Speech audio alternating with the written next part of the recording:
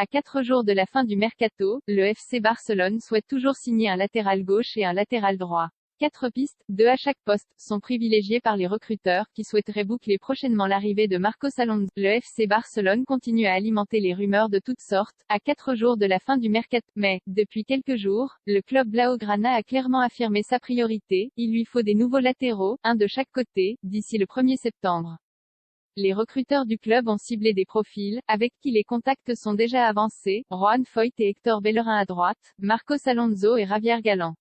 Un vrai manque à droite pour l'heure, la plus grande urgence semble vraiment être le poste de latéral droit, auquel le club manque cruellement d'options.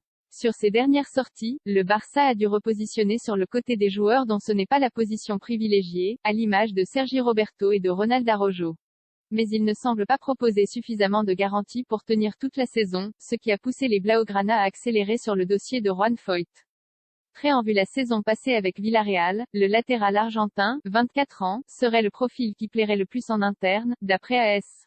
Mais son club demanderait 20 millions d'euros pour être vendeur, une somme qui fait réfléchir le Barça. D'autant qu'il dispose d'une autre option aussi sérieuse, avec Hector Bellerin, un ancien de l'académie, qui arrive en fin de contrat à Arsenal en 2023. A priori, les Gunners seraient beaucoup moins exigeants financièrement pour le départ du latéral espagnol, 27 ans, qu'ils avaient déjà prêté au Betis Séville l'année dernière. Alonso prêt à arriver si le Barça est un peu plus fourni à gauche, avec Jordi Alba et Alejandro Balde, il est paradoxalement plus avancé sur les dossiers de ce côté du terrain.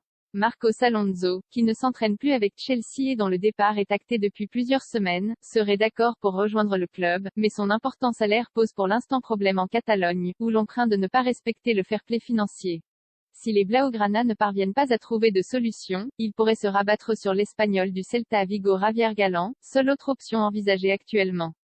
Pour réaliser ces transferts, le Barça doit en revanche quasi impérativement vendre au préalable. Bloqué par sa masse salariale trop importante, le club n'a pu inscrire Jules Koundé, recruté il y a un mois, que cette semaine sur les listes de la Liga.